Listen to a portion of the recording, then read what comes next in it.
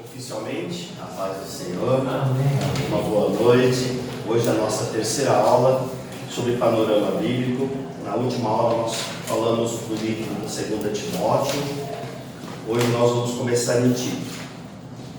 Eu vou tentar dar uma corrida para sobrar um pouquinho mais de tempo para nós falarmos de Apocalipse. Eu acho que é o livro que mais fascina, né? Mais traz curiosidade. Pelo menos para mim sempre foi. Vamos lá? Vamos começar com Tito. Bom, a carta de Tito foi escrita por Paulo. O versículo-chave a gente pode adotar o 3:8. Foi escrito para Tito, que foi deixado por Paulo em Creta para pastorear a igreja. Somente lembrando, temos duas cartas pastoreais, Timóteo e Tito. Paulo dá instrução bem parecida com as que deu para Timóteo na primeira carta. São orientações semelhantes a dadas a Timóteo. Fala do procedimento para ajudá-lo na igreja. Cuidado com falsos profetas. E o cuidado com falsos profetas vale a pena a gente abrir lá em 1 Tito 10, no capítulo 1, do versículo 10 ao 16. Vocês vão perceber que há muito cuidado, pessoal. Todas as cartas, tem várias cartas ressaltando o cuidado com falsos profetas. Acredito eu que o alerta ficou desde o princípio, porque é algo que nós devemos ter muita atenção, porque se tinha falsos profetas naquele tempo, tiveram ontem, tem hoje e vão ter amanhã. Por isso da importância de nós sabermos a quem nós vamos ouvir. Enquanto vocês pegam, eu particularmente, José Carlos, cada um, respeito cada um. Eu não falar só tem profeta lá, eu falo, amém, deixa ele quieto lá. Vamos, amém, deixa ele quieto, que seja bênção, mas eu não vou. Eu, depois que eu vim para Cristo Vive, eu vou na Jesus Cristo ao Caminho de vez em quando, porque os meus filhos congregam lá, então quando tem algum evento especial, a gente acaba indo lá, porque o bispo Souza acaba convidando a gente, mais algumas pessoas. E de vez em nunca eu vou numa quadrangular lá, porque lá em Sumaré, que é onde a minha cunhada congregava, aonde eu fui a primeira vez na igreja evangélica. Então tem, fora isso, gente, pastor para mim é o meu. Se eu quero falar alguma coisa, o pastor Rui, quero falar com o senhor. Meu filho, eu não posso falar com o Xandão, amém. Eu falo com o Gato, amém. Fala com o Benê, amém, mas é da casa. Buscar alimento fora do nosso pasto é complicado. Então fica aí o alerta para tomar cuidado onde se alimenta, porque infelizmente, gente, existe gente de todo jeito e a natureza do homem é triste, né? Então tem pessoas que querem nos ajudar de fato, mas tem pessoas que têm tantos interesses que a gente nem imagina quais são. Por isso da importância de você estar num lugar, se alimenta daquele lugar. Se você está aqui, confia no teu pastor, confia nos seus pastores, são homens abençoados por Deus. Se um dia você não confiar nesses homens, aí tem que ir embora. Mas está aqui, confia. Eu estou aqui, tem que fazer conta, mas deve ser mais de 18 anos. Eu nunca vi o pastor Rui pregar nada fora da Bíblia, nem as outras pessoas que tomam púlpito. Então, acho que vale a pena a gente tomar cuidado. E vocês vão ver que em diversas cartas eles alertam quanto aos falsos profetas. Alguém lê para mim lá, por favor, do 10 ao 16, 1 Timóteo? Timóteo ou Tito? Tito. É discípulo de pastor Rui, né? Tem jeito. Qual que é o capítulo? Capítulo 1, do 10 ao 16. Fala aí, Carlos. A paz, meu irmão. Tudo bem? Perdão, não ouvi. Qual ano que você vai estar na matéria? Panorama bíblico. Qual ano que é? Primeiro. Mas que horas fala das 10, 7h15, 7h30? Até onde eu sei é 7h10. Tá vendo? Vem você. Boa noite, gente. Boa noite. Alguém tem um lápis para emprestar? Tem lápis ou não tem? Eu quero um lápis. É que eu não sei onde eu fiz as minhas coisas. Alguém pode ler para mim, por favor? Posso ler? Porque existem muitos insubordinados Faladores, né? faladores, frívolos e enganadores, especialmente da circuncisão. É preciso fazê-los calar, porque andam pervertendo casas inteiras, ensinando o que vão, o que não devem, por torpe ganância. Foi mesmo dentre eles um seu profeta que disse: cretenses, sempre mentirosos, feras terríveis, ventres preguiçosos. Tal testemunho é exato. Portanto, repreendei-os severamente, para que sejas sadios na fé, e não se ocupem com fábulas judaicas, nem com mandamentos de homens desviados da verdade. Todas as coisas são puras para os puros, todavia para os impuros e descrentes nada é puro, porque tanto a mente como a consciência deles estão corrompidas. No tocante a Deus, professam conhecê-lo, entretanto o negam por suas obras. É por isso que são abomináveis, desobedientes e reprovados para toda boa obra. Então, nós vamos ver aqui que em vários momentos eles alertam contra os falsos profetas. Acho que é algo que a gente tem que tomar cuidado. Muito cuidado com quem a gente ouve, porque em Tito também ele fala da responsabilidade de estabelecer e constituir líderes, a qualificação do bispo e do presbitério. Ele fala ali em Tito, se a gente quiser ler, está lá no 1:6-9, as mesmas coisas que ele fala para Timóteo, como devem ser as pessoas da igreja. Ou não, ali também, você falei, 1:6-9. É capítulo 1? Versículo 6 ao 9. Alguém que seja irrepreensível, marido de uma só mulher, que tenha filhos crentes que não são acusados de dissolução, nem são insubordinados. Porque é indispensável que o bispo seja irrepreensível como despenseiro de Deus, não arrogante, não irracível, não dado ao vinho, nem violento, nem cobiçoso, de torpe ganância.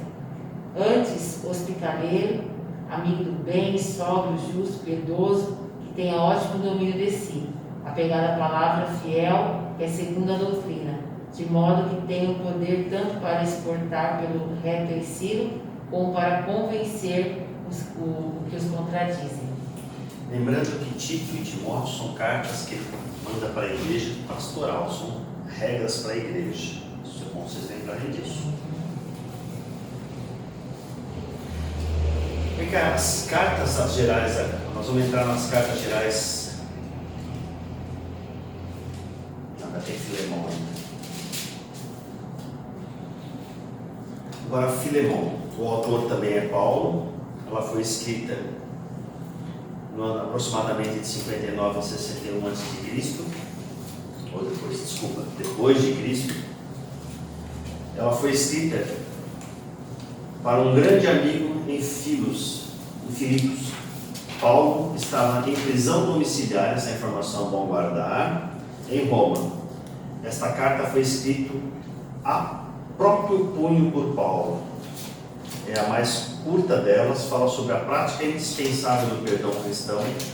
Ele desejava ardentemente conciliar Filemão e Onésimo, a fim de evitar a punição do escravo. Se eu não estou equivocado, foi a única carta que Paulo escreveu do próprio punho. A gente pode dar uma olhada lá em Filemão 1:19.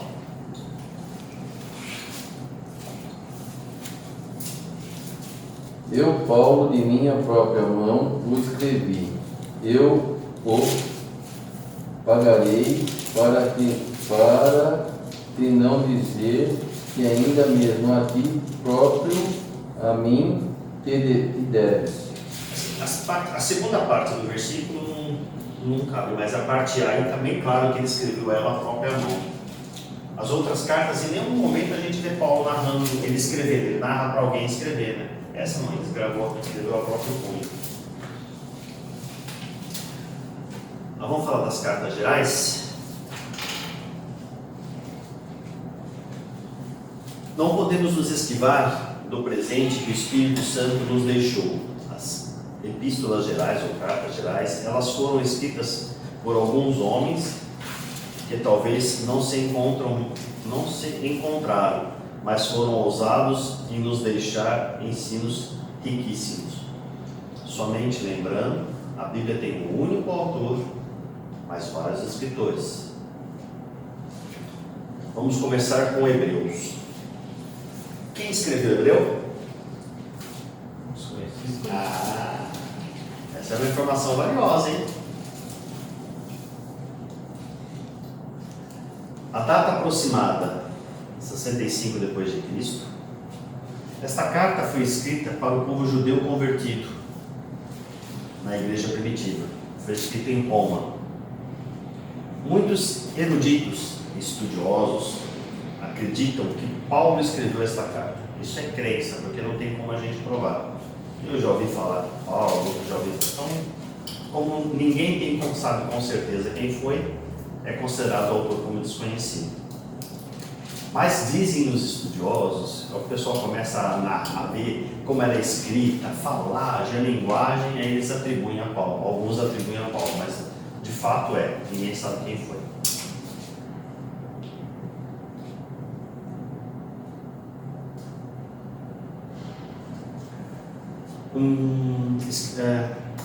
Escreveu esta carta com o intuito de confortar os hebreus, desanimados e sem esperança, em meio à perseguição e contra o abandono do cristianismo, da fé.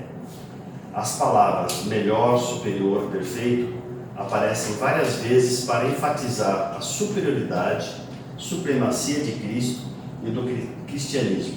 Esse livro também é chamado de Quinto Evangelho. Tão rico ele é, que alguns teólogos chamam de Quinto Evangelho. Aqui é que eu falei para vocês, a gente vai, sempre que vocês pensarem em estudarem a Bíblia,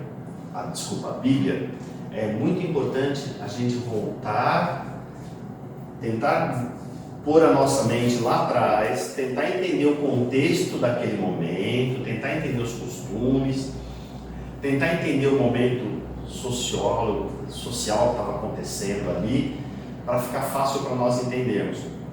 Aqui, os cristãos estavam sendo perseguidos. Então, eles precisavam falar com o pessoal, fortalece na fé, olha. Gente, ser cristão é fácil hoje. Dura é quando o cara chegar para você não vai negar a sua fé? Não, vamos lá, vamos iluminar as ruas com você. Rapaz, então, alguns pontos que vale a pena a gente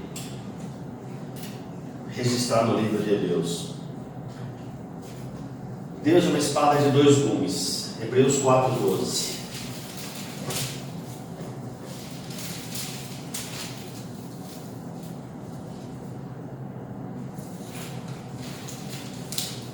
Na verdade, a palavra de Deus é viva, né?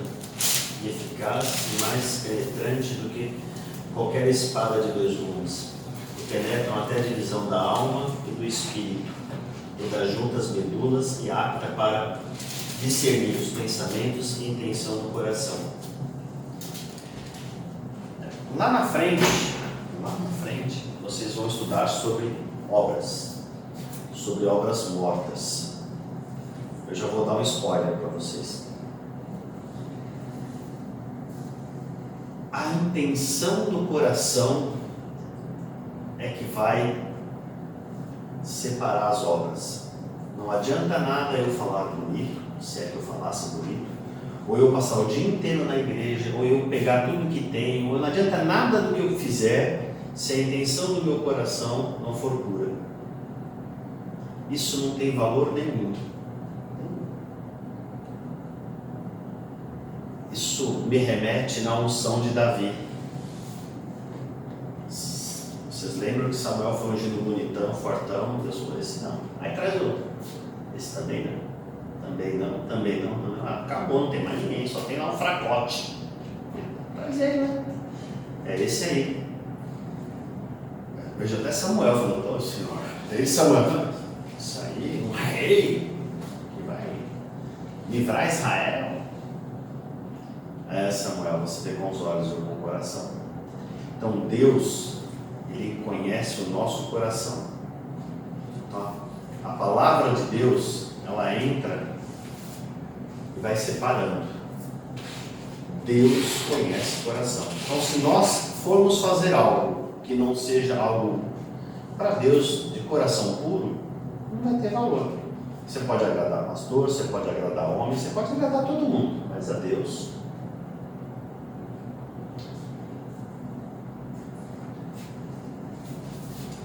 (9, 27 e 28). Cristo, sacrifício perfeito.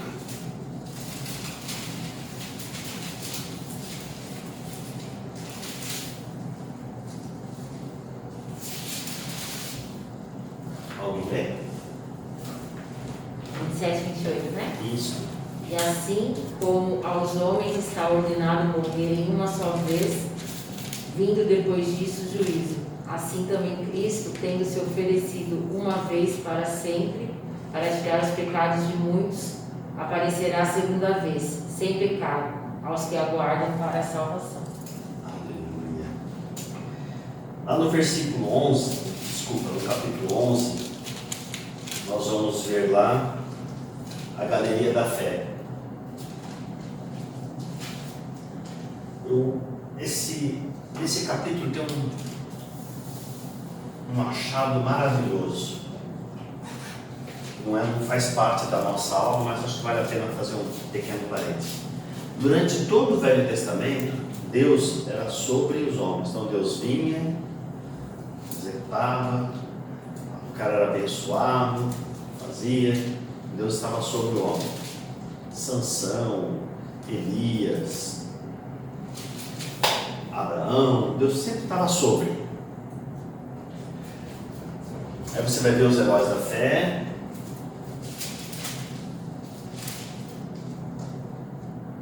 Agora, por favor, dá para ler o 39 e o 40, só para poder. Depois vocês veem isso aí, ele inteirinho para vocês entenderem. 11, 39 e 40. Aí ele fala de Noé, fala de Abraão, de Elias, fala de todos os homens da fé. Ora, todos esses que obtiveram um bom testemunho por sua fé, não obtiveram, contudo, a concretização da promessa, por haver Deus provido coisa superior ao nosso respeito, para que eles, sem nós, não fossem aperfeiçoados. Qual que era a promessa? Um outro spoiler lá no futuro.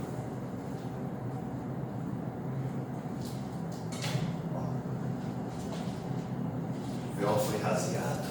Você tem acesso. Hoje o Espírito de Deus não está mais sobre, está dentro. Oh, glória!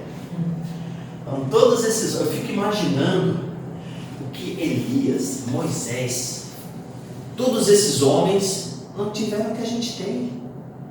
Abraão não tiveram o que a gente tem. E nós, infelizmente, não damos o valor daquilo que Deus, que a gente tem. Porque esses homens todos, com todas as coisas que eles fizeram, não tinham. E nós temos, e às vezes não, nem todo mundo, mas às vezes a gente não desfruta da intimidade com o Espírito Santo. Ele está dentro da gente hoje. Não é a aula, mas estamos passando, não tem como registrar. Todos esses aí viveram na promessa. Nós não, nós recebemos a promessa. O testamento foi entregue, o presente foi entregue. Está aqui, ó, o Espírito Santo. É tremendo, gente. A palavra de Deus é tremenda. A gente começa a estudar, começa a garimpar, você começa a ver que tem coisas maravilhosas. Aí eu já me peguei olhando para trás e falei, ai Senhor, eu queria ser como Elias, como Eliseu. Aí dá uma olhadinha lá, em Hebreus, heróis da fé. Aí eu olho e falei, não, meu Deus. Gente, o próprio Jesus deixou registrado que se nós tivéssemos fé, a gente faria mais do que ele fez. Vamos falar de Tiago.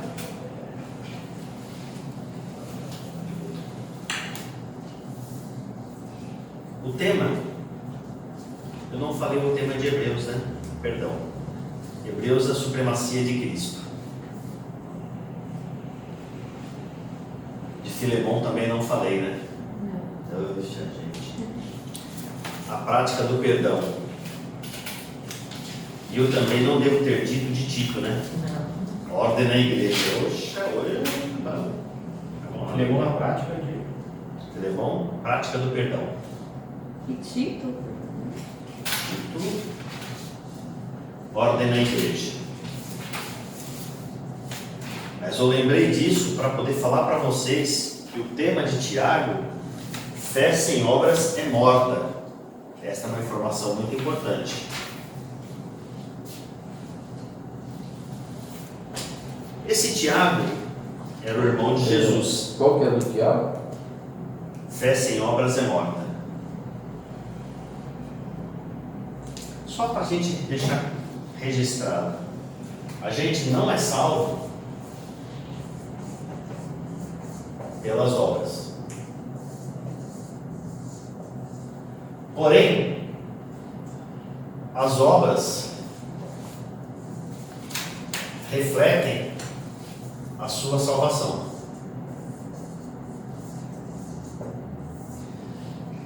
Eu não posso ser salvo se eu vejo alguém necessitando e eu viro as costas. Eu não posso ser salvo se eu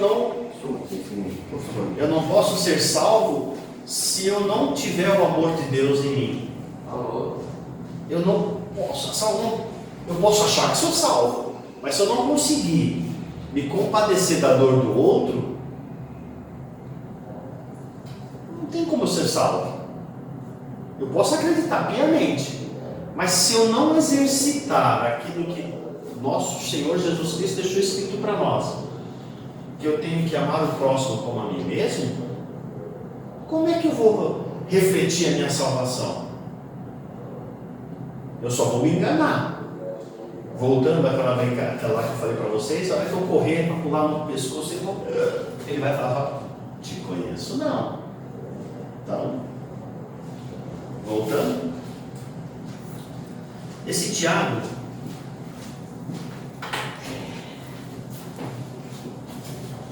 é irmão de... Agora eu vou gaguejar.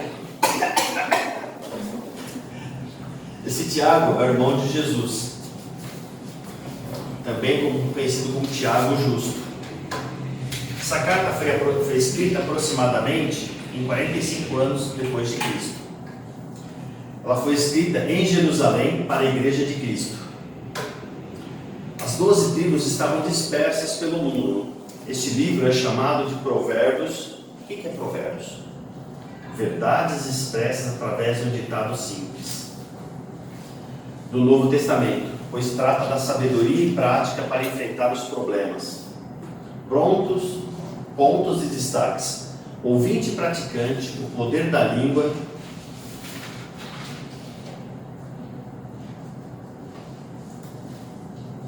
Oração não respondida. Lutero reconheceu com o tempo que esta carta era complemento de Romanos, a prova de que sou justificado pela fé, só a demonstrarei pelas minhas obras. Voltando aqui, se eu sou salvo, as minhas obras têm que refletir minha salvação.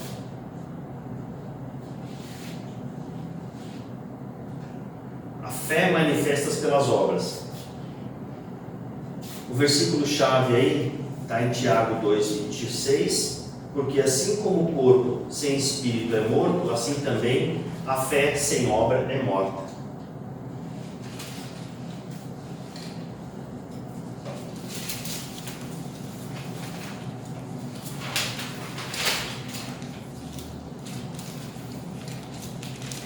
poder da língua, vale a pena nós lermos. Está lá em Tiago 3, de 1 a 10. Mas aí vai ficar muito grande para nós lermos, né?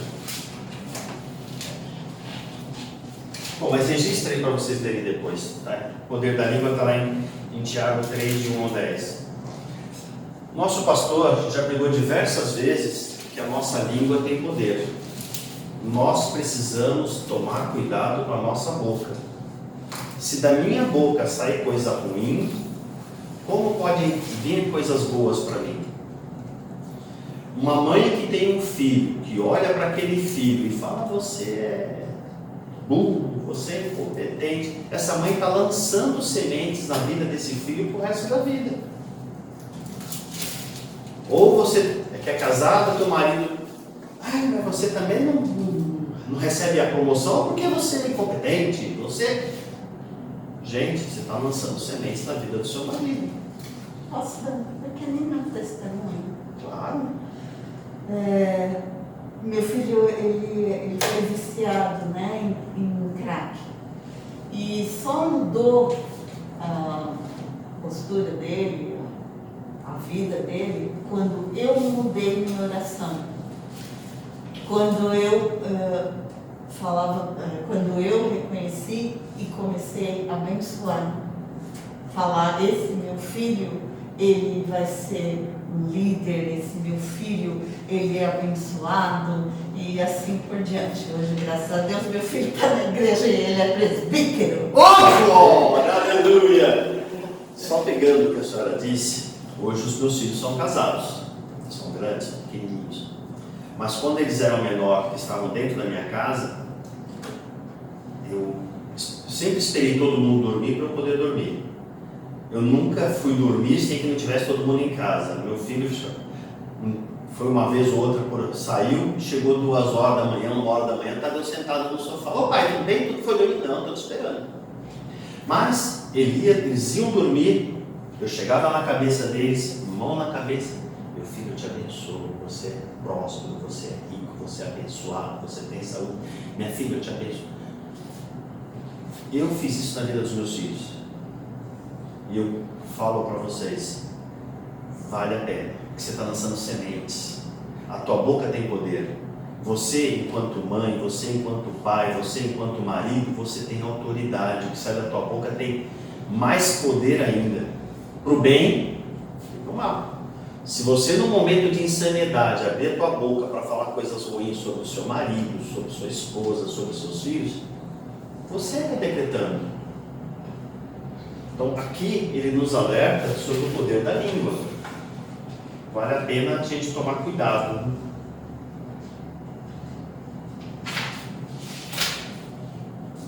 Vamos falar de Pedro. Temos 2 cartas escritas por Pedro.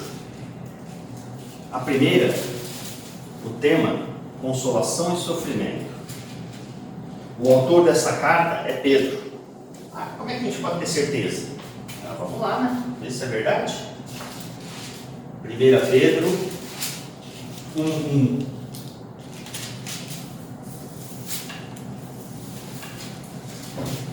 Pedro, apóstolo de Jesus Cristo, aos estrangeiros dispersos no Ponto, Galácia, Capadócia, Ásia e Bitínia.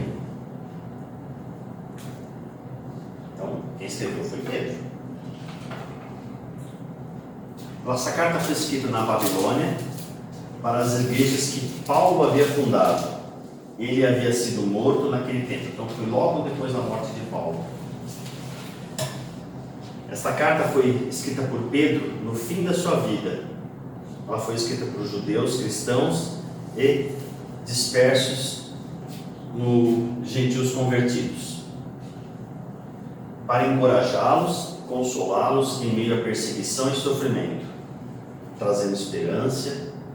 Mencionava também a segunda vinda de Cristo, e também porque muitos crentes primitivos chegaram a pensar que Paulo e Pedro esposavam diferentes ideias sobre o fundamento da fé cristã.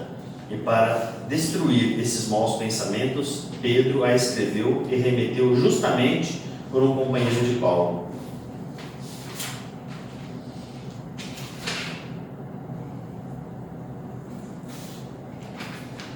Segunda carta de Pedro, o tema, eu não falei o tema da primeira, né?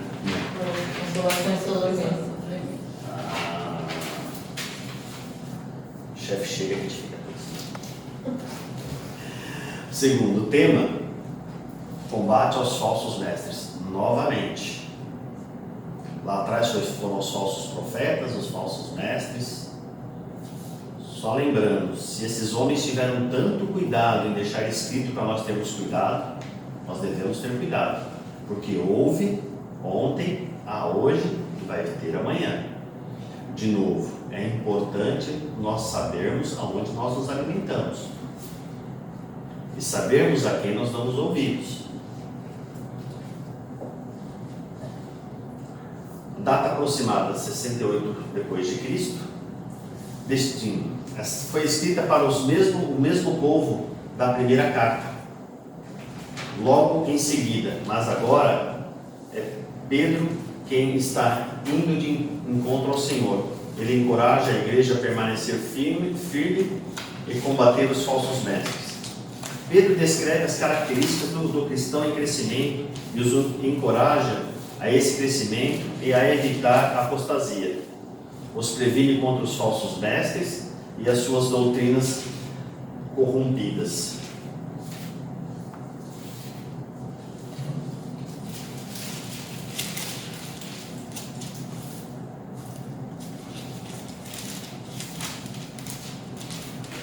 Fala de João.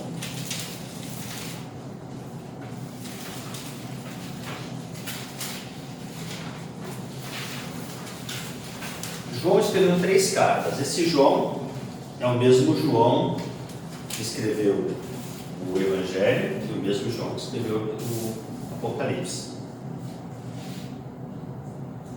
Tema da primeira carta: comunhão e confiança. Data aproximada de 90 a 95 depois de Cristo. Essa carta foi escrita em Éfeso, mais ou menos 60 anos depois que Jesus partiu. Essa carta foi escrita para os cristãos em geral, e não há indivíduos em particular. Escrita para dar base firme com garantia de segurança e comunhão com Deus e combater as heresias que estavam prejudicando essa segurança e comunhão. Tem como ponto de destaque: devemos amar o mundo. O amor de Deus lança fora o medo, e que os espíritos precisam ser provados.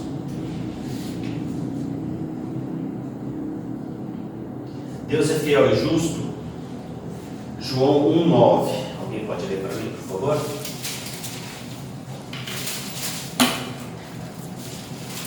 O 9. 1,9. Se confessarmos os nossos pecados, Ele é fiel e justo para nos perdoar os pecados e nos purificar de toda injustiça. Então, Deus é fiel e justo. Nós não devemos amar o mundo. Isso está lá em capítulo 2, do 15 ao 17.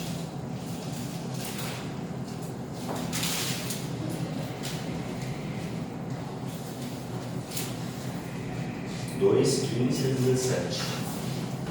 Não ameis o mundo, nem o que há no mundo. Se alguém ama o mundo, o amor do Pai não está nele. Porque tudo o que há no mundo, a concupiscência da carne, a concupiscência dos olhos e a soberba da vida, não é do Pai, mas do mundo. O mundo passa e a sua concupiscência, mas aquele que faz a vontade de Deus permanece para sempre. Só é claro aqui o conceito de mundo. É claro que é mundo.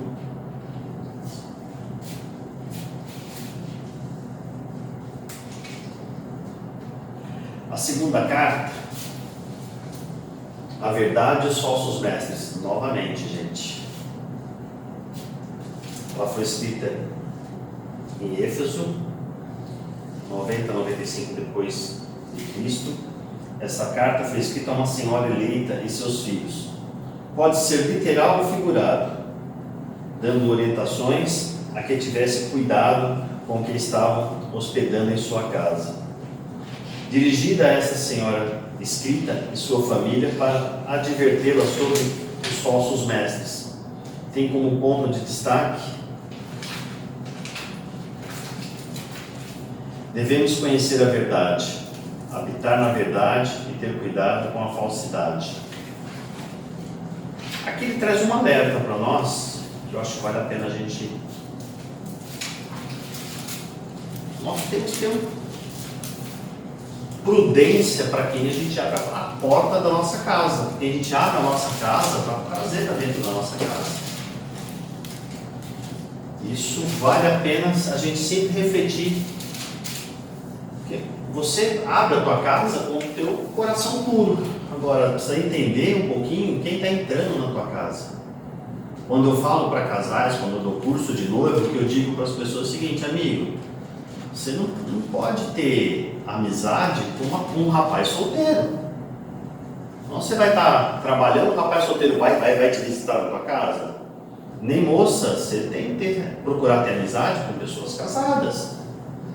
Da mesma forma, se você identifica que uma pessoa é invejosa, você vai abrir sua casa, vai mostrar sua casa para essa pessoa.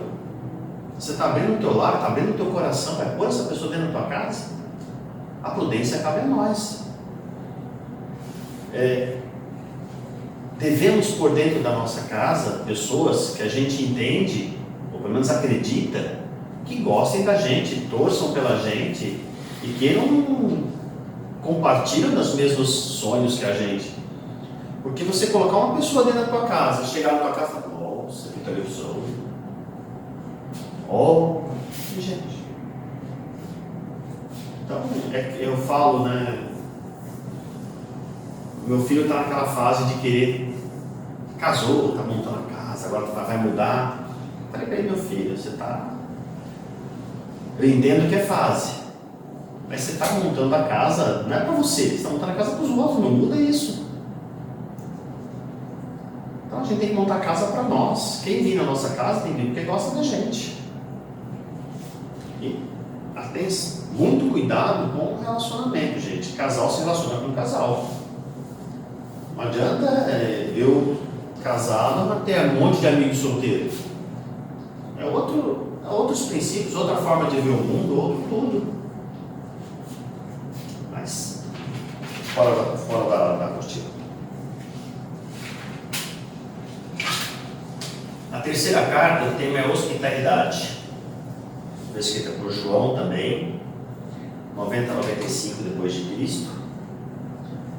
Essa carta foi escrita para um amigo rico chamado Gaio, pertencente à igreja de Éfeso, pedindo que recebesse seus mensageiros que levavam suas cartas de orientação, uma vez que o líder da igreja, Dióferes, os rejeitava.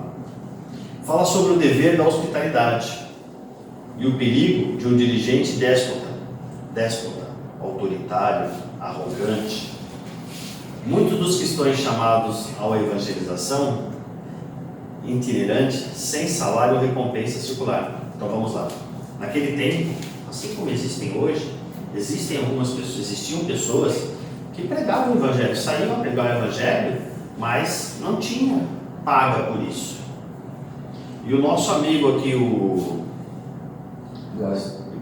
cadê o nome dele aqui? Diótrefes. Ele rejeitava esse povo. Aí o Gaio é quem sustentava. Despediam de outros cristãos. Destaque para Gaio, hospitaleiro, líder bondoso e generoso. Diófenes era um arrogante oficial da igreja. E Demétrio, um jovem de bom testemunho. Você vê, né? Homens que estão registrados na Bíblia foram pessoas que deixaram a sua marca para o bem e para o mal. Voltando à carta de Atos, voltando que nós somos uma carta que está sendo lida, vai ser lida lá na frente também, como é que a gente quer ser registrado, hein? Uma pessoa que passou por aqui e deixou sua marca para o bem? Ou ninguém sabe contar a sua história? Vai no Evangelho, vamos lá abrir o livro de Atos, vamos lá, o Evangelho da Cristo vive. José Carlos, tem relato desse rapaz aqui não. Olha, já pensou você fazer parte de uma comunidade como eu, há mais de 17, 18 anos, passar pela Cristo Vive e o pessoal fala, quem foi José Carlos? Não tem relato desse homem não. Como é aquela pessoa que... Ou então fala, nossa, aquele cara, misericórdia. Você já imaginou? Então, gente, nós o tempo todo somos lidos. E o que nós fazemos vai ficar registrado. Só para vocês darem risada, sábado a gente fica com os juniores aqui, né? Tem uma mocinha, filha do Paulo, Sarinha. Cara, que amor de menina. Primeira vez que a Marli fez um bolo, né? Eu fui fazer um H. Pessoal, fiz um bolo. A Sarinha, tio, né? Tio, Deus tá vendo, não fez eu, foi o que fiz eu não, Sarinha, foi eu não. Agora ela brinca comigo, tio, você que fez o bolo, foi eu não, Sarinha, foi eu não. Então, gente, o tempo todo a gente está lendo. Até quando a gente brinca, as pessoas estão lendo. E a espontaneidade dessa menina reflete o que algumas pessoas às vezes pensam e não falam. Então, vamos lá em Judas. Esse não é aquele traíra não, tá, gente? Esse é outro Judas. Não é Iscariote não. Esse Judas aqui, não sei se é o Tadeu não. Esse Judas também é irmão de Jesus, assim como Tiago. Marcos 6,3 está registrado isso. Vamos ver?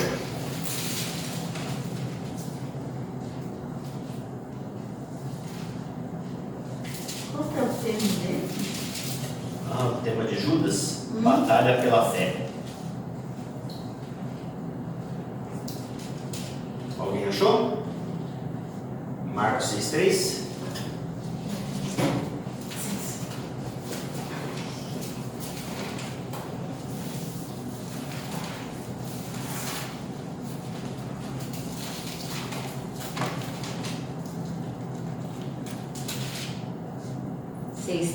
Isto.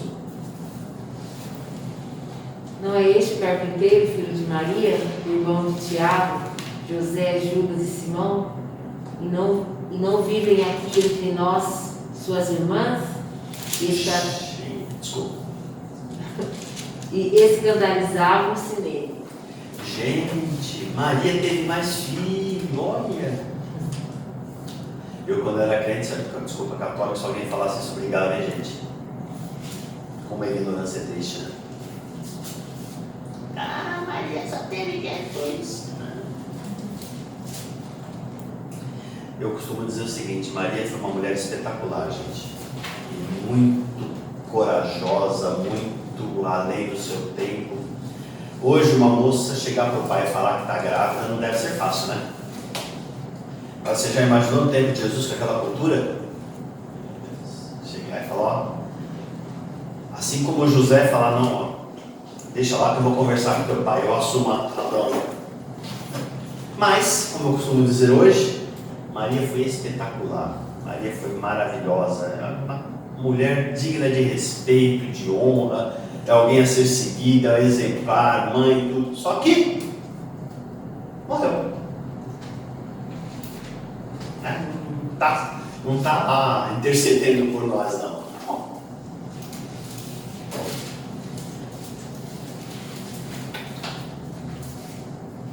Jesus teve 4 irmãos, como nós vimos ali: Judas, Tiago, José e Simão, e 2 irmãs, pelo menos. Importante esclarecer que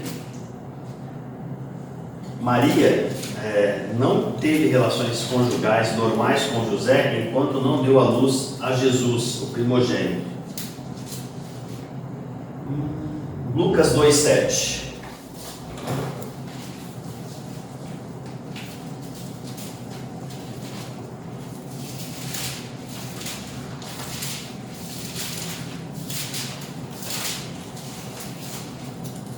E deu à luz a seu filho primogênito e envolveu em panos e deitou numa manjedoura, porque não havia lugar para eles na estalagem.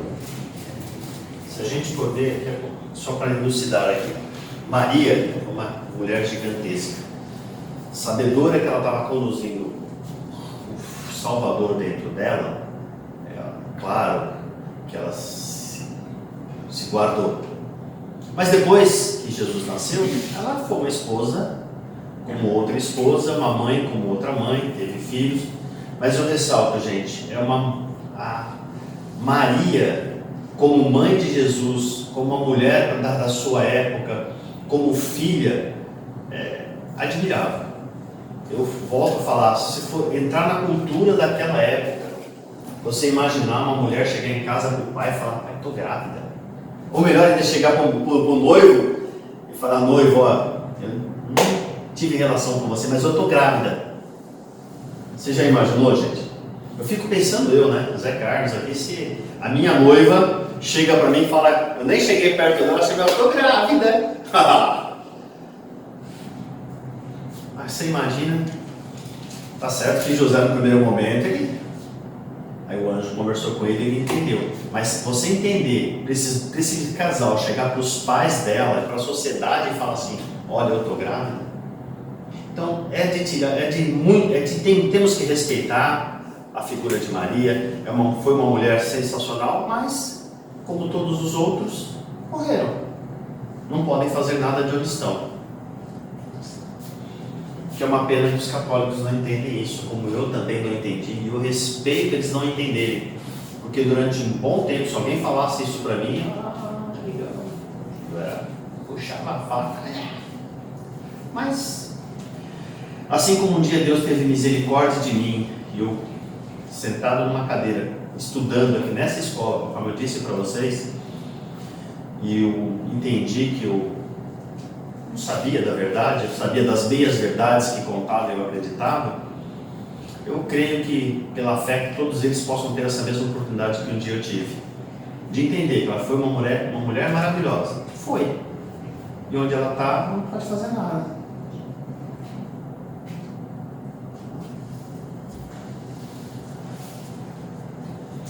Essa carta ela foi escrita mais ou menos 67 depois de Cristo. Ela foi escrita à Igreja de Cristo, recebendo o nome de uma epístola, uma carta universal.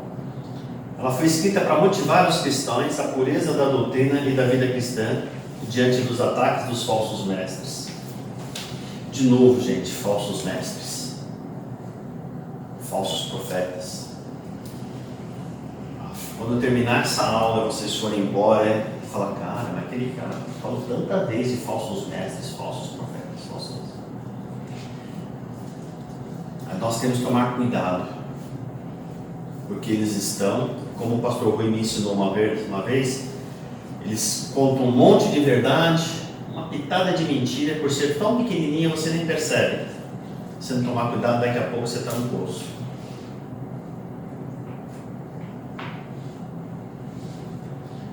Luta pelo corpo. Aqui ele ressalta que lutaram pelo corpo de Moisés. Isso está lá no 1:9. Judas 1:9. E narra que eles contentaram, tiveram uma contenta a respeito do corpo de Moisés. Contudo, o arcanjo Miguel, quando contentia com o diabo, o disputava a respeito do corpo de Moisés, não se atreveu a proferir juízo infamatório contra ele. Pelo contrário, disse: o Senhor te repreenda.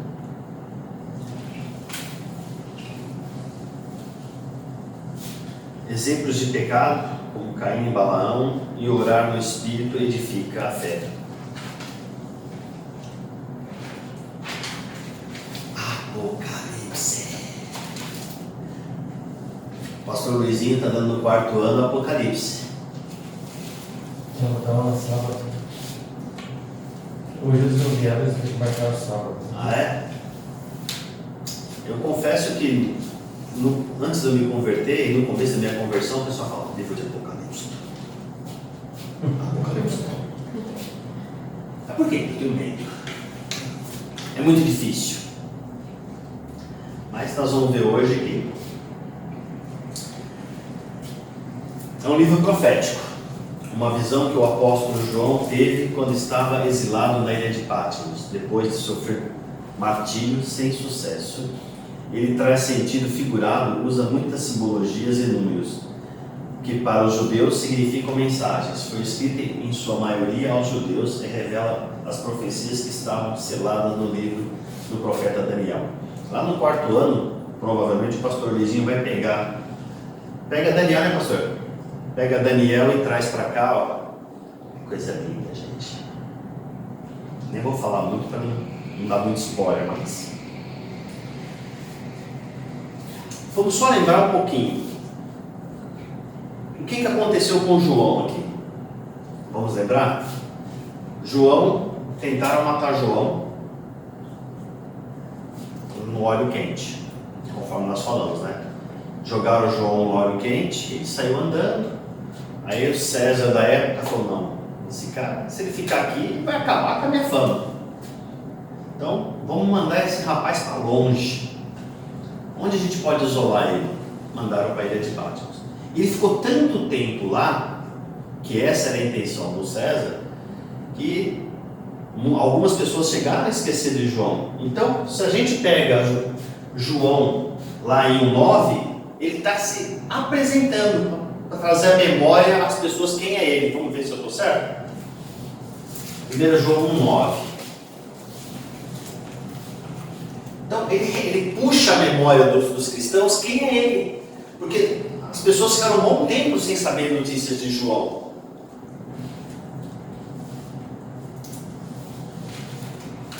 Se confessarmos aos nossos pecados, Perdão. Apocalipse 9. Tá perdoado. Apocalipse 9.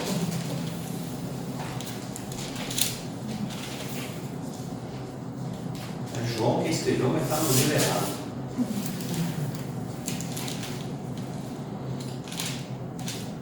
Eu, João, que também sou vosso irmão e companheiro na aflição e no reino e paciência de Jesus Cristo, estava na ilha chamada Patmos, por causa da palavra de Deus e pelo testemunho de Jesus Cristo. Então o que ele está falando para o povo? Olha, gente, quem está mandando essa carta para vocês, quem está escrevendo essa carta para vocês, sou eu, João.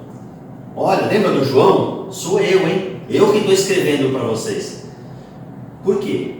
Como ele ficou lá muito tempo isolado nessa ilha, as pessoas já não lembravam mais quem era João. Então ele precisou se apresentar, trazer à memória das pessoas quem era ele.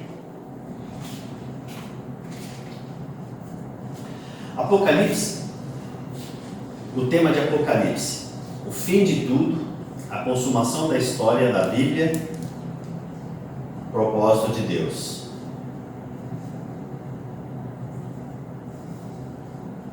Fim de tudo, A consumação da história da Bíblia, propósito de Deus.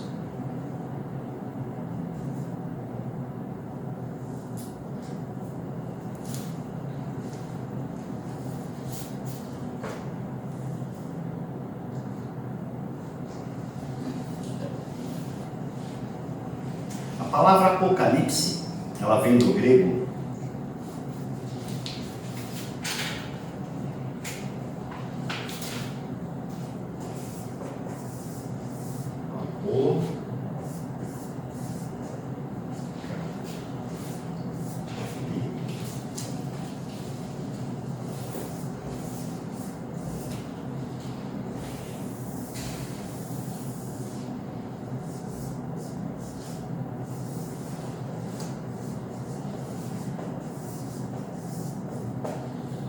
ela vem do grego Apocalipse, que significa revelação. Se é uma revelação, eu preciso ter medo? Pelo contrário. Eu vim para cá hoje curioso, porque minha filha ligou e falou: pai, estou indo aí. Eu vou contar uma notícia para vocês. Rapaz, eu estou aqui doido para ir para casa para saber a notícia, não é? Dizem que mulher é curiosa, né, pastor? Mas eu fico atrás Se é uma revelação, eu quero saber essa revelação. Eu não preciso ter medo. E essa é uma informação que eu acho que vale a pena vocês guardarem. Um livro de Apocalipse não é um livro para ter medo. É um livro para poder ler, conhecer. Falando em ler e conhecer, alguém pode ver para mim lá um 3? Para ver se eu tenho que ter medo, se eu tenho que conhecer. O que é nesse 1,3 aí? Vê para mim, por favor. Apocalipse 1,3. Bem-aventurado aquele que lê e o que os ouve, a palavra dessa profecia, e guardam as coisas que nela estão escritas, porque o tempo está próximo. Irmão, repete aí. Bem-aventurado. Eu preciso ter medo de uma bem-aventurança? Pelo contrário, eu tenho que torcer para que chegue logo o 4º ano, para chegar no pastor Luizinho e falar: eu quero aprender, pastor, conta para mim. Fala para mim, pastor, eu vou subir aonde? Aqui? E aí, pastor, conta para mim, como é que é? E esses 4 anos, esses 4 animais? Isso eu já dei spoiler para vocês, senão não pode contar para ele. Gente, é maravilhoso, não há necessidade de ter medo. Gente, volta, o povo perece por falta de conhecimento, o pessoal tem preguiça de ler a Bíblia, tem preguiça de procurar, de entender, e fica criando coisas. Não tem. Então é uma bem-aventurança. Repete para mim, meu irmão, o que acontece com quem lê esse livro e guarda onde? É bem-aventurado. É bem-aventurado, o que a pessoa... Vê de novo, por favor.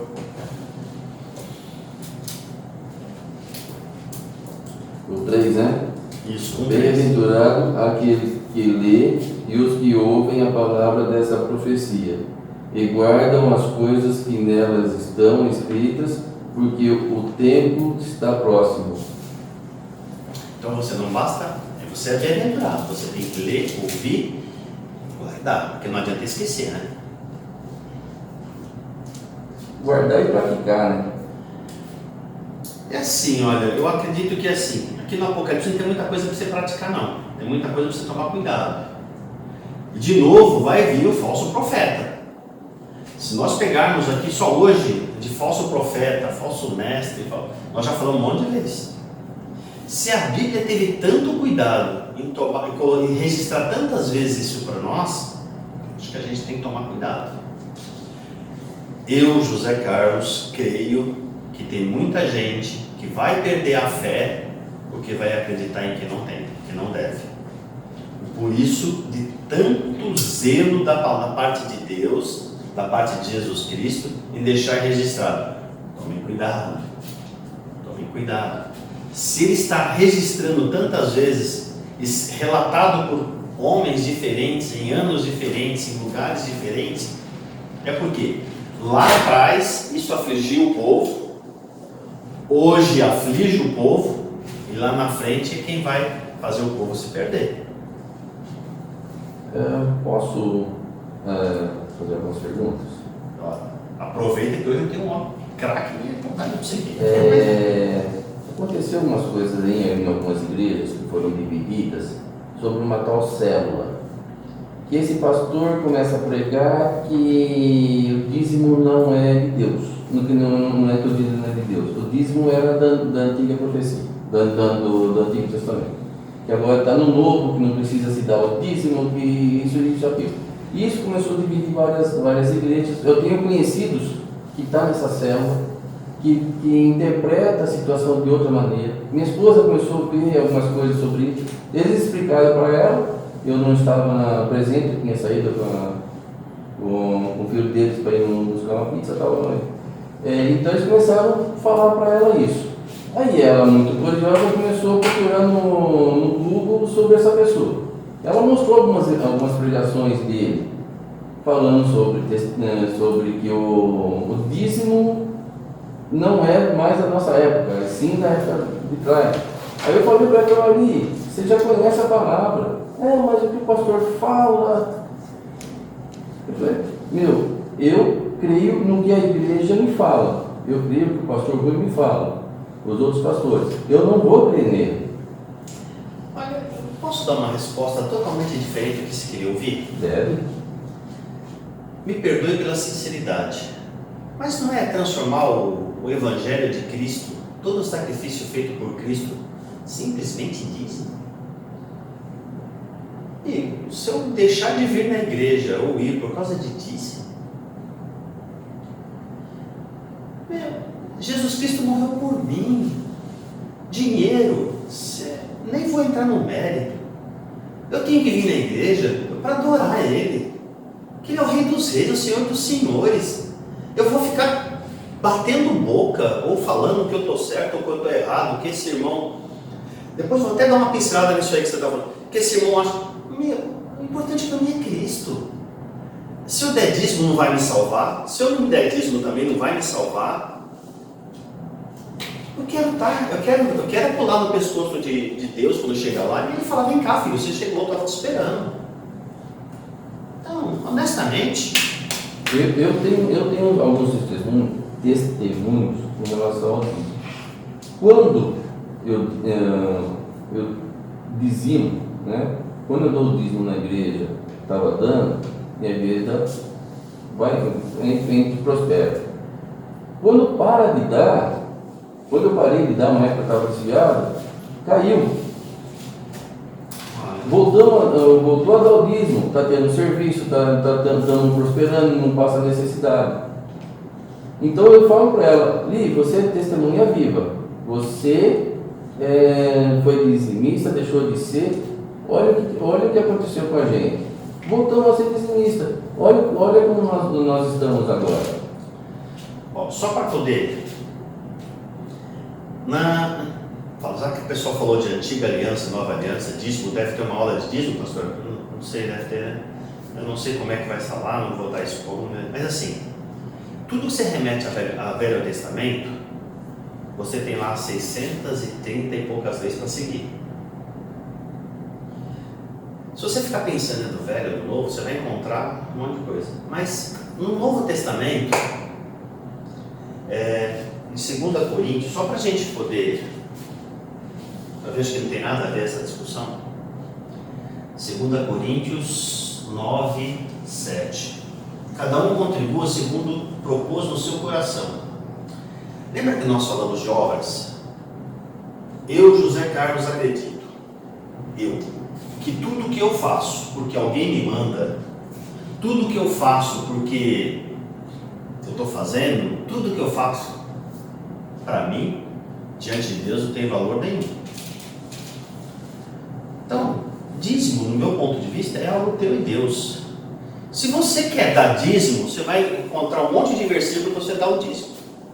Se você não quiser dar o dízimo, você vai encontrar um monte de versículo para você não dar o dízimo. Então, aquela discussão do ovo e da galinha, você vai encontrar defensores para todo lado. Eu prefiro ficar aqui, ó. Cada um contribua segundo o propôs do seu coração, não com tristeza ou por necessidade, porque Deus ama o que dá com alegria. Não vou fazer barganha, não vou fazer nada. Meu coração. Então, mas eu, José Carlos, eu vejo a igreja, eu venho no culto para adorar. Adoro. Às vezes peço, porque eu sou filha de doncho, né?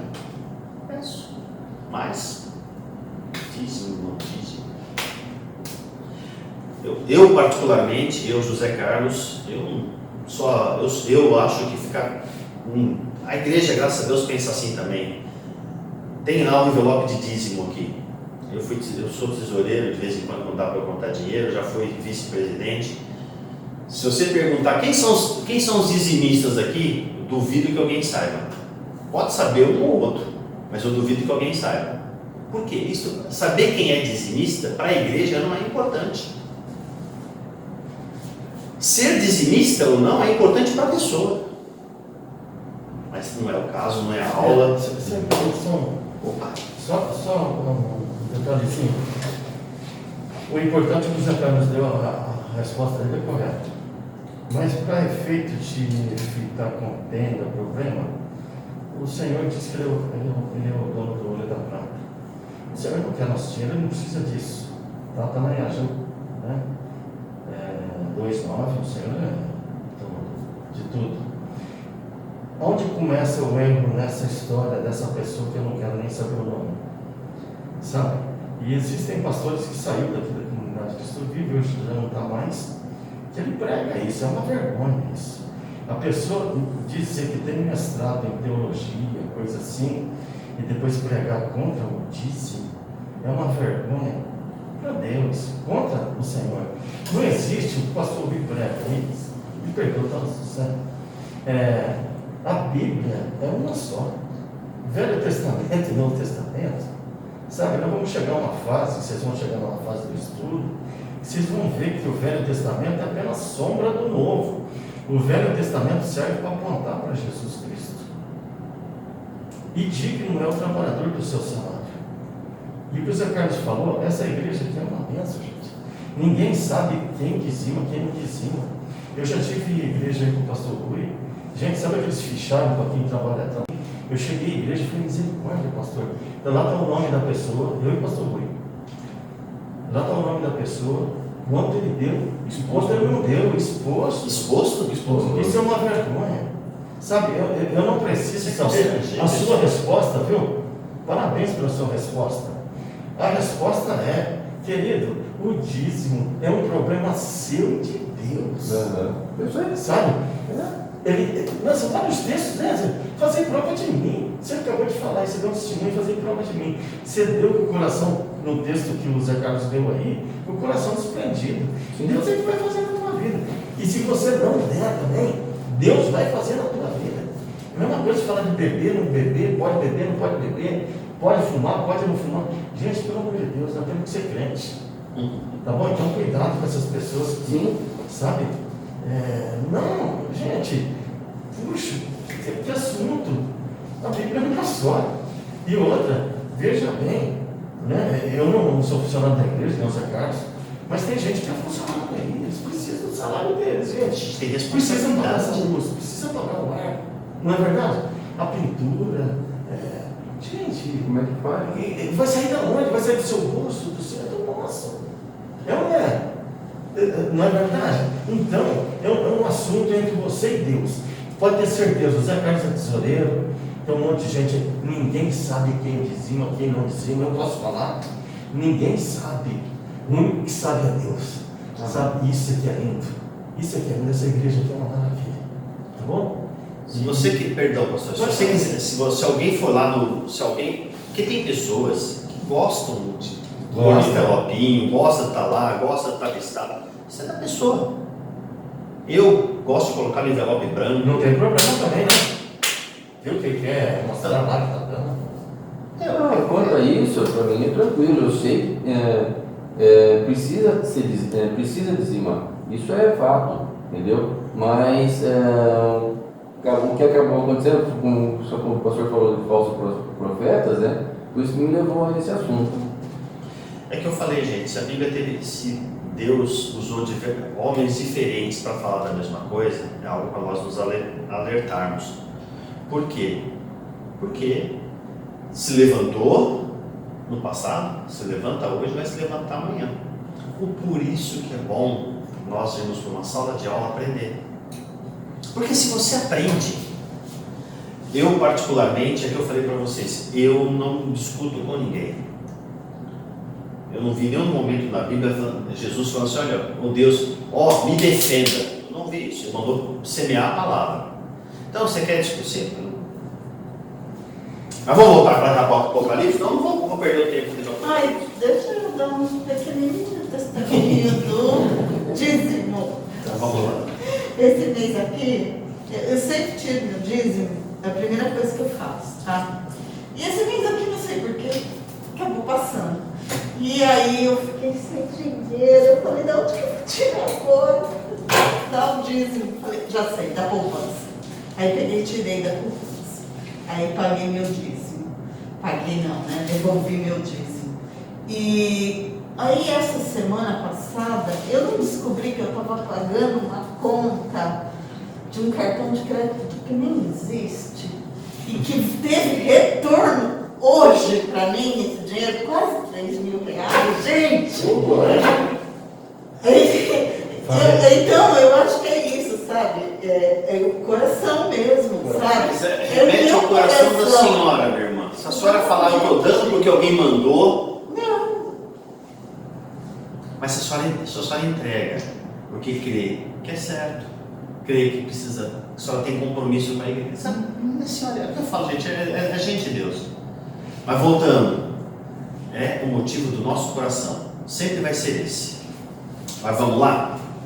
Então, Apocalipse é uma revelação. Algo de que se retira o véu para que se possa ver o que está oculto.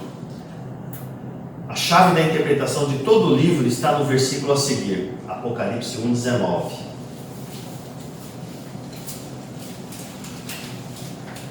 Esse eu vou ler, tá? Escreve, pois, as coisas que viste, e as coisas que são, e as coisas que iam. Então, nós estávamos falando que Éfeso é a primeira carta, o amor perdido. Depois tem a Esmirna, que é a igreja apostólica.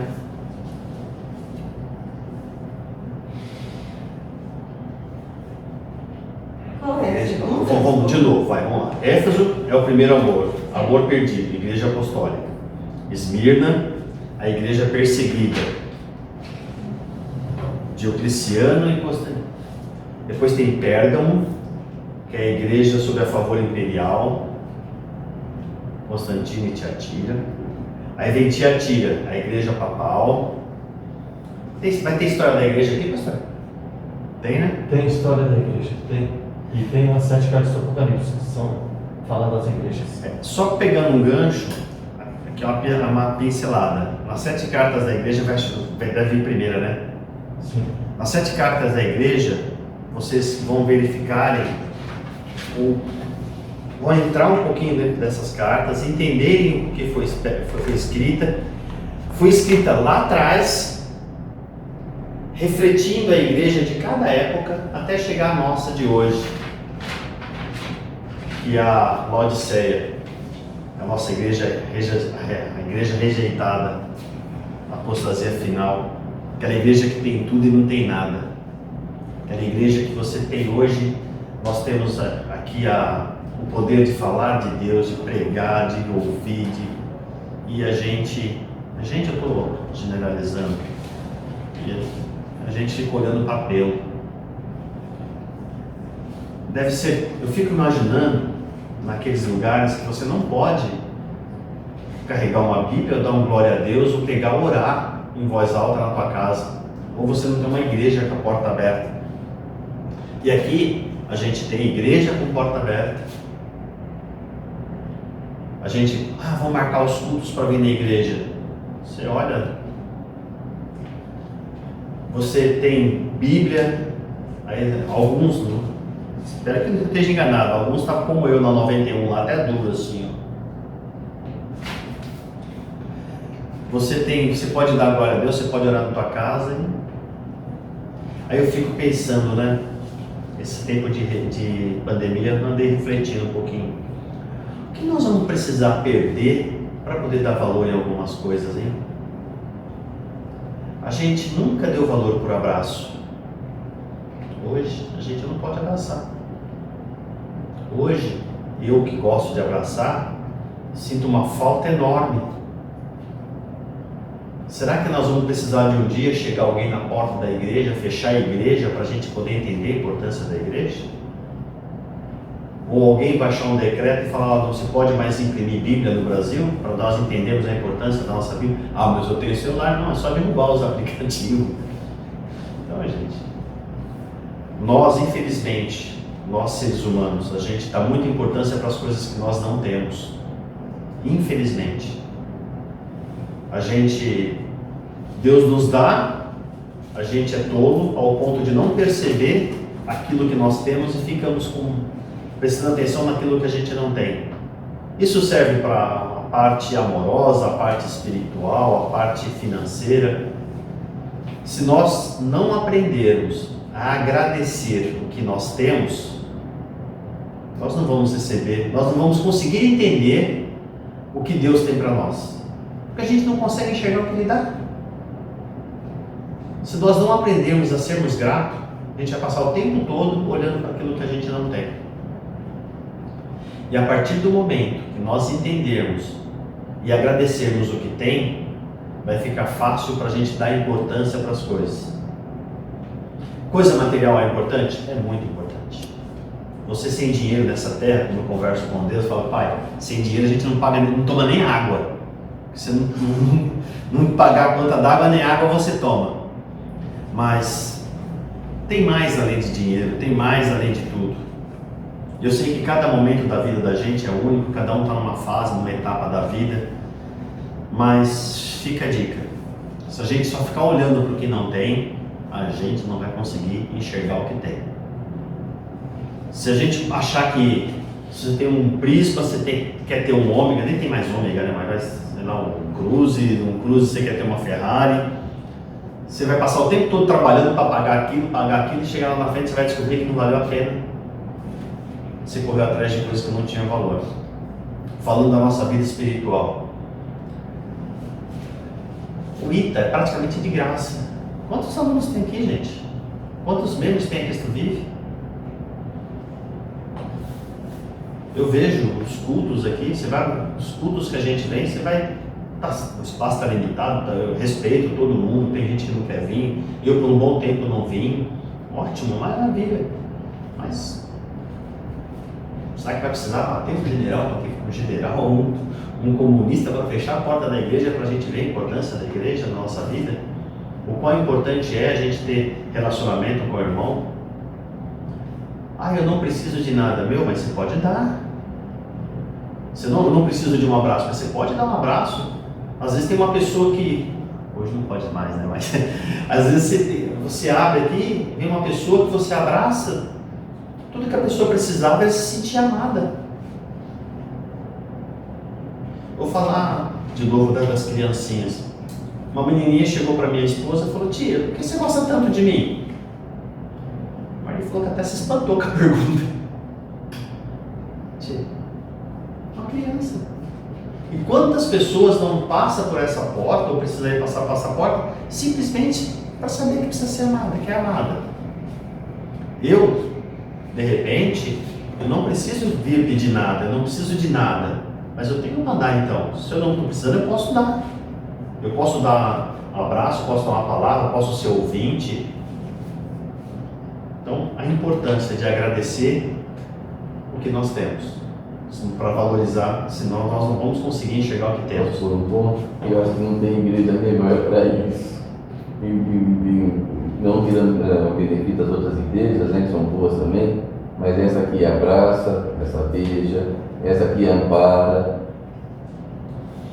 Olha, é assim, o que eu falo, eu sou suspeito, porque eu gosto da Cristo Vive, eu me encaixei aqui, eu sou daquele cara que quando eu quero, eu vou na sala do Pastor Rui, eu vou no Luizinho, eu vou no Xandão. Eu nunca encontrei uma porta fechada para mim aqui. E eu creio que eu não sou diferente de ninguém. Se é assim comigo, é com todos. Se alguém aqui dentro da Cristo Vive fala, eu não tenho acesso a pastor, então eu nunca veio aqui. Porque se porventura a sala do Pastor Rui estiver fechada e eu não puder te atender, ou a do Xandão, ou a do Davison, ou a do Benê, alguma porta vai estar aberta. Então, é uma igreja abençoada. Eu, José Carlos, sou muito feliz aqui. Graças a Deus. Só para vocês darem risada, lembrando que a primeira vez que eu cheguei aqui numa sala de aula, estou entrando, veio um negão desse tamanho com bigodão. Hoje ele não tem mais cara de bravo, não, né? Hoje ele tá fichinho. Mas antigamente, ali, ó, cada homem era bravo, né? Bigodão bravo, assim. Ô, meu irmão, você é novo aqui? Eu falei, cara, nunca mais saí. Da primeira vez eu estranhei, depois comecei a abraçar e beijar, uma misericórdia. Peguei a mania de beijar e não paro mais também, não? Mas vamos trabalhar, vai. Quando eu parei aqui, falando das 7 cartas, né? Tiatira. Parente Tiatira? Igreja. Então depois a Pérgamo, vai na frente da igreja individual, a Sardes, que é a igreja da Reforma, Filadélfia, que é a igreja missionária, E hoje nós estamos em Laodiceia. Aí que eu lembro da Laodiceia. A igreja que tem tudo e não tem nada. Bom. Traz encorajamento aos filhos de Deus nos dias do fim. O livro revela a vitória de Cristo e de sua igreja sobre Satanás e seus seguidores. O gostoso do livro de Apocalipse é que lá no finalzinho, Satanás já está, ele sabe que ele está condenado, ele sabe o final dele. É igual aqueles caras, né? Eu estou lascado, mas eu quero levar o máximo comigo. Então ele está naquela fase de arrebatar um monte de gente para ir com ele. Mas a gente sabe que é o caminho dele, é lá. Você sabe o final dele que é lá. Então, às vezes eu brinco lá em casa, falo, meu, esse cara já sabe o lugar dele, está querendo levar mais alguns com ele. E leva, hein? Aí lá o Luizinho vai falar, vai mostrar para vocês, só para vocês dar um spoilerzinho. Depois de 1000 anos, Jesus reinando aqui, com toda a maravilha de estar do lado do rei reinando, ainda vai ter uns caras pangaré que ainda vai querer ir para o inferno. Luizinho. O João se converte. É brincadeira, né? Mas vamos lá. O objetivo é mostrar e revelar Jesus Cristo como juiz de toda a terra e soberano Senhor da igreja e das nações, demonstrar que as coisas não são como parecem ser, que o diabo, o mundo, o anticristo, o falso profeta e todos os ímpios perecerão, e a igreja e a noiva de Cristo triunfará. Apocalipse 17:14. Então guerrearão contra o Cordeiro, mas o Cordeiro os vencerá, pois ele é o Senhor dos senhores, o Rei dos reis, e com ele vencerão todos os eleitos, convocados e fiéis. Oh, glória! Eu preciso ter medo de ler esse livro, gente? Não, pelo contrário, eu tenho que procurar entender, para entender como as coisas vão acontecer, para quando o falso profeta, o anticristo, estiver lá jogando os anzóis dele lá para pescar, eu vou falar, opa, essa aqui é isca. E se a palavra nos alerta que a falta de conhecimento faz o povo perecer, a gente vai juntando, né? Se eu não souber quem é Cristo, quem sou eu, a hora que vir a isca, eu corro o risco de morder. Então, temos que ser precavidos. Aí na apostila tem considerações gerais. Deus foi realmente muito maravilhoso ao nos conceder essa imensa graça, a sua palavra, escrita por homens que viveram o que estão escrevendo, deixando um legado para que nós pudéssemos até hoje tê-las. Somos matéria-prima do Senhor e Ele tem suas ferramentas para aperfeiçoamento e lapidação dos seus filhos. Que Ele seja sempre louvado por nos permitir não somente conhecer, mas sermos transformados. Acho que quando nós começamos eu falei, né? Nós temos que estudar. Não para ter um diploma, é bom? É. Não para termos título, é bom. Para quem dá importância é. Não para... Também não. A palavra, conhecer a palavra, ela tem que ser o fermento da nossa mudança.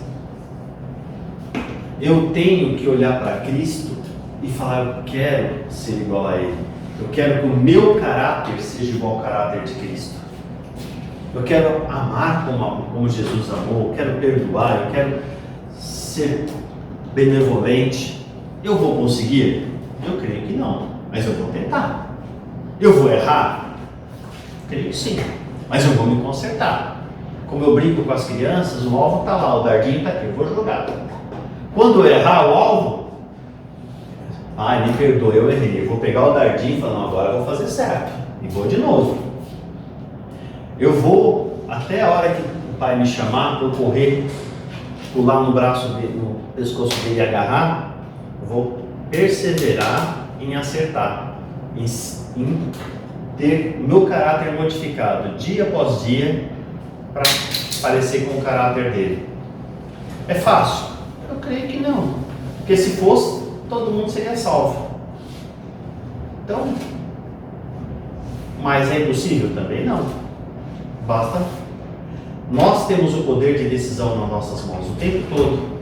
O tempo todo eu posso decidir almejar o alvo ou não. Vai ter atalhos? Vai ter atalhos. Mas se o meu alvo é Cristo, eu vou perseverar. Aí a importância da decisão que vocês tomaram de vir e aprender a palavra. Vir e aprender. Não para falar que sabe, que tem diploma, não. Para aprender. E depois semear.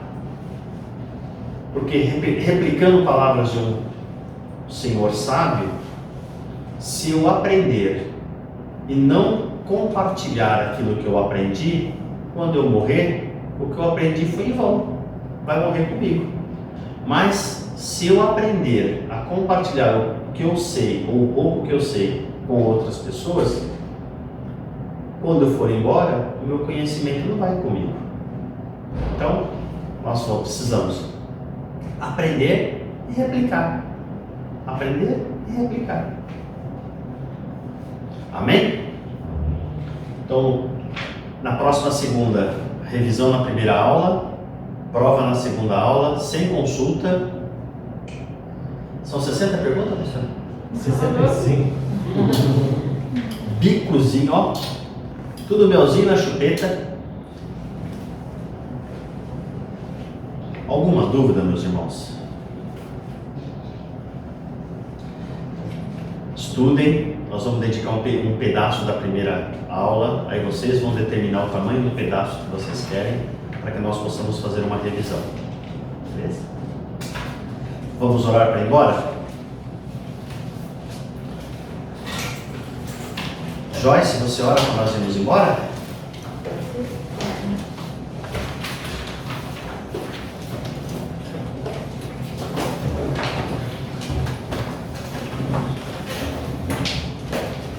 Você não ficou meu nome? Que eu cheguei na aula? Obrigada. Rosana está com presença. Agora eu sei que essa tia é essa.